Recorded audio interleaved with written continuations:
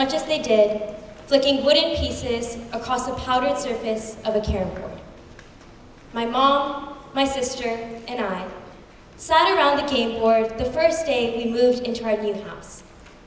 Sitting in that unfurnished room, we forged smiles on our faces, hoping that this house on the street called Wonderland would be the one. But that house was far from a wonder. I know parents aren't supposed to have a favorite child, but I have a favorite parent, my Dadi, my grandmother.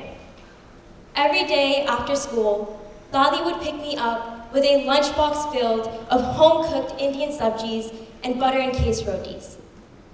I'd come home, watch PBS Kids, and do my homework, which he sat me down and taught me how to do. On Fridays, my sister and I would have arguments on who got to have a sleepover in her bedroom downstairs. On Saturdays, I'd sit in Dadi's room and learn Punjabi, while she shared her own stories of being a teacher in India. On Sundays, we'd all go to the Gurdwara, a Sikh temple, where Dadi taught her own class, and I'd help her too sometimes. It was through these moments with Dadi I formed pieces of myself. You see, when doing my homework, Dadi taught me how to have the neatest handwriting, the perfect spacing, and the most above and beyond projects. She ingrained that value of hard work and discipline. Through the stories she shared, she taught me basic morals: to not be greedy, to be grateful for what you're given, and to be honest, especially towards yourself. And when I came home from a bad day or something someone said, Dadi was there for me. I remember getting teased for my long hair, and Dadi told me, Mannat, you tell them that you are proud of your hair and it is a part of your identity. And when I couldn't stop crying, Dadi would call me over. Mannat, I have a surprise for you. And she'd pull out a box of Godiva chocolate or Lindor truffles, and my tears would dry up and be replaced with a smile I couldn't control. Every moment in that home, in my childhood, was connected to Dadi. She filled our home with love and compassion, putting everyone above herself. She made our hearts happy and full with her kindness and some good food. But life wasn't always fair to Dadi. She had a heart attack when I was 10, and ever since then, I've seen a fire truck come to our house and wheel her out so many times that the sound of alarms and blaring lights doesn't even faze me. Dadi would get sick, but she'd always get better. A few nights at the hospital, and the next few she'd be back home like nothing even happened. Dadi was diagnosed with ovarian cancer when I was 16. After her treatment, she spiraled between manic episodes of house cleaning to weeks secluded in that room I once cherished and was now barred from. She'd get mad at me for the clothes I wore. She'd rant to me about my own father, and every time I sat down to have a conversation with her, and my phone was next to me, she'd accuse me of recording her.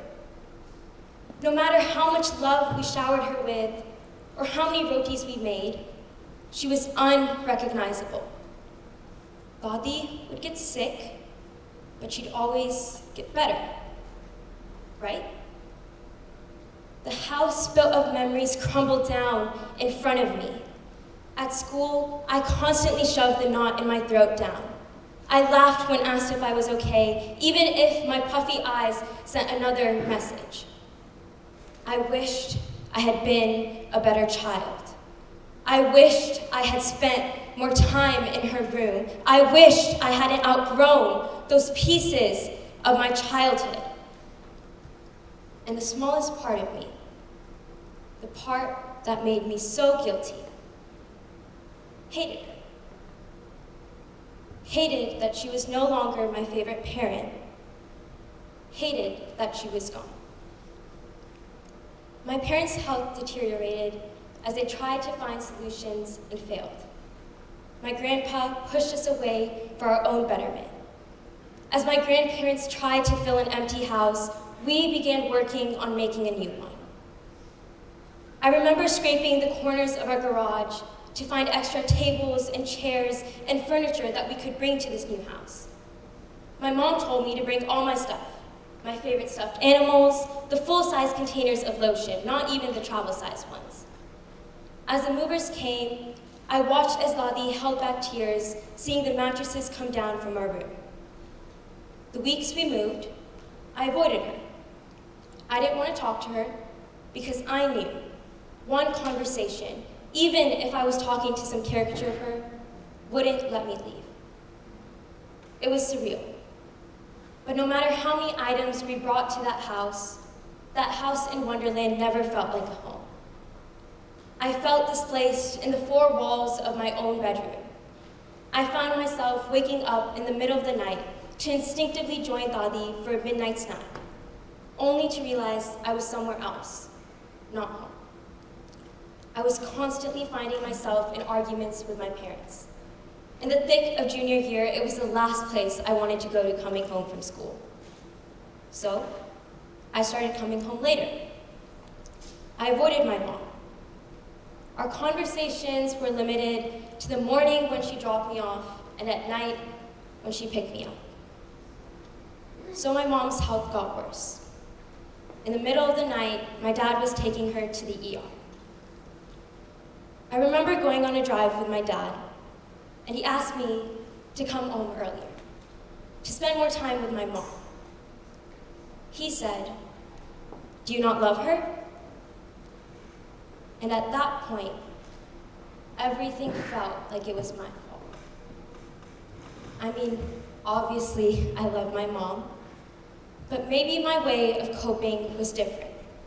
Maybe to me, the best option was to stay away, to avoid her. And that's when I realized. The same way I avoided my mom when she got sick is the same way my family avoided my grandma. It wasn't that we didn't love her. It was that truthfully, we didn't know any better. And truthfully, we had made a mistake. I had made a mistake. At the very least, we knew to stay by Dadi's side, even if we weren't physically in the home with her. So, for the month we were at Wonderland, my parents attended Dadi's appointments, pestering the doctors. Doctor after doctor, appointment after appointment, they found out that the medication prescribed to help Dadi deal with the pain of the cancer was actually literally driving her crazy. So, we watched Dadi's progress from afar. We began checking up on her more often. As she began cutting back on her medications, I saw a true glimpse of herself again. I remember visiting Dadi while we were still at Wonderland. She asked me a question with fear in her voice. "Mannat, is your heart set there? Does it feel like a home?" I looked at my mom, my dad, and my sister. We said nothing, but we all knew the answer.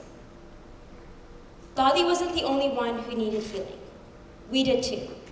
So when Dadi returned, we returned back to her. She was where our home was. Before we left to go to Wonderland, I thought Dadi wasn't coming back. She was completely unhinged and wasn't the Dadi I knew. Her love and compassion was replaced with words and chaos she just said but never actually meant. But her love returned. She was back at it, making the best rotis and sabjis, and now I come home every day to enjoy a bite from her. And hey, I was right. Dadi would get sick, but she'd always get better. A house doesn't become a home with four walls, a roof, and some chairs. No matter how many sentimental items you bring to it, no matter how much it looks like a typical home, that doesn't make it one. It's the people, the memories that shape its foundation, the love you feel when you're all sitting together in a living room and laughing. When we returned home, we celebrated with a proper, intense game of carom. A carom board has four sides. one for each player. And while the game can be played with 3 people, that last player can't be replaced. Memories, connection, and family made up my missing player. The player that took my game to the next level. Because just like our game needed one more player, our house couldn't become a home without one.